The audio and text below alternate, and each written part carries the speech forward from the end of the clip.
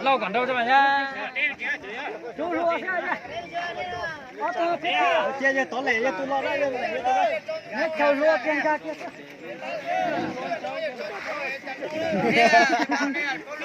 Nhiều bố này. Xóa đi rồi.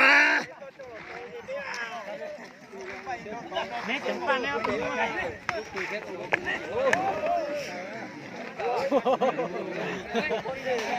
Nếu tính mua rồi cho tập phân chè, ta phân chè à, này mua. Ôi mi.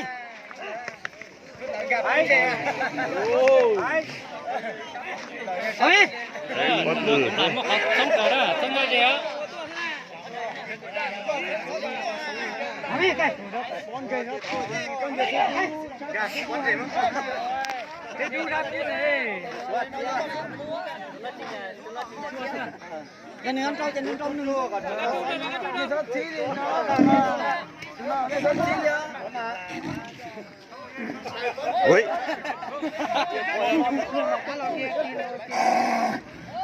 này chỉ tao mua sơ chẳng đủ này ít tiền nhưng mà nó chỉ cả mua tao mua tao chỉ cả người dùng số tệ đấy số luôn đó nhưng mà ít tiền nó còn chạy cả nó xong cả mắt cả cháu kia kia nữa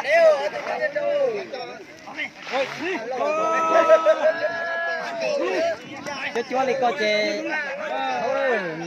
trời ơi ta có thức sọt có thể chặt thế nào con được sọt gì thế này ok giờ cái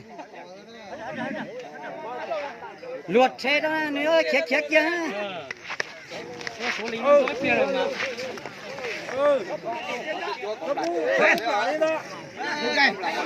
cái ôi ôi dân chờ cái nhà tôi nó luôn cái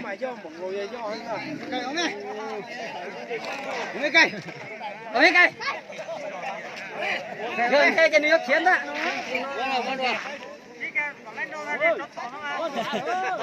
chờ đặt cắt chú rồi đó ừ có cái chỉ tao chạy chiến mày nè ok mày cái không ra cái ông này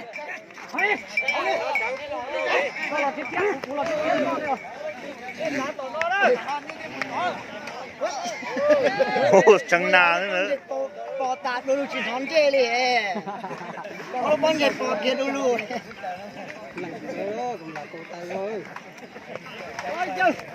ôi cái lần tối tay ông bà mê rồi ông bà cho số hàng này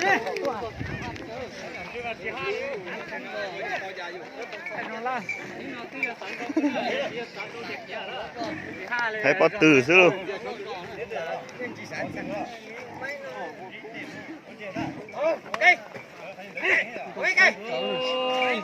ôi có rồi còn bảo lại một cái sao nữa sẽ chạy đầu xuống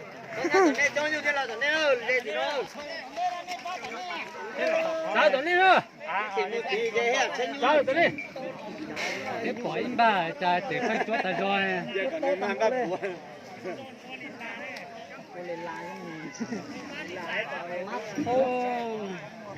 nè cho nó thở nó mà rồi đó mắt khỏi cho ha để tao nó khởi tô để tao nhúa sẽ bắt từ này tiền ôi cục chưa đâu sai rồi các bạn xí mà phóng ra ôi ôi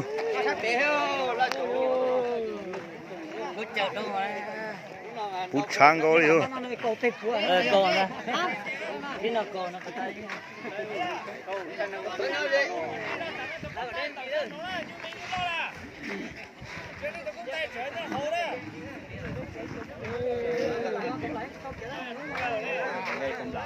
lo để đâu nó tiêu khán giả cái học cũng cực khổ phải mang cái phải bột ta cũng cực khổ cho tao nhớ biết nó ở chả kia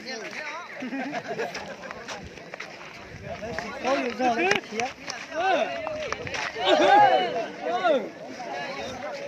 你老要往出多不还搞错了？hắn sẽ giống nó rồi giờ thằng tiểu bây giờ其他嘞，人没弄，见到爹爹到可能难弄出来的。nhìn到thỏ那可以接爹爹软的哈。 Wow. Wow, bỏ bắt từ siêu.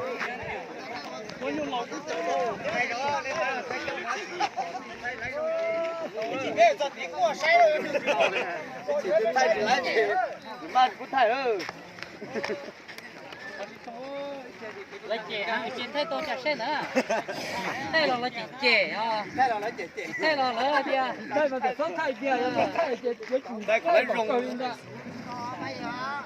Thấy là chè. này sao lại số sẽ thay thì cái chữ thay mà Chè lại xấu thế đó, chỉ muốn lại tỏi đó. bốn lồng phế hết rồi Nó là thịt chứ. thay sắp to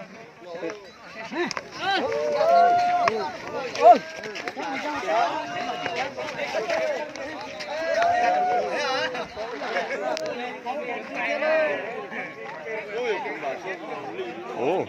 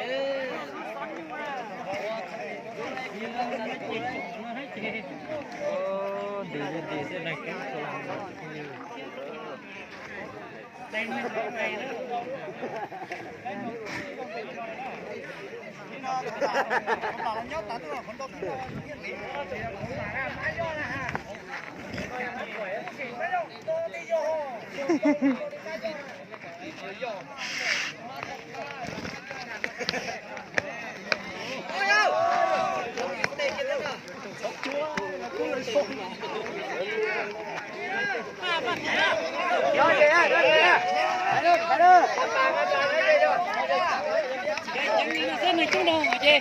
Không muốn ra tao cho nó ta chê. cái đó vậy khổ quay tầng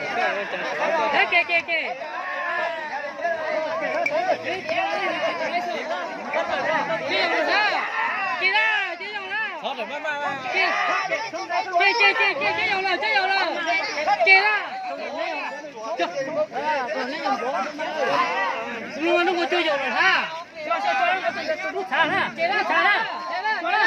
Kê chén nào. Thả đó. Tôi xả đó.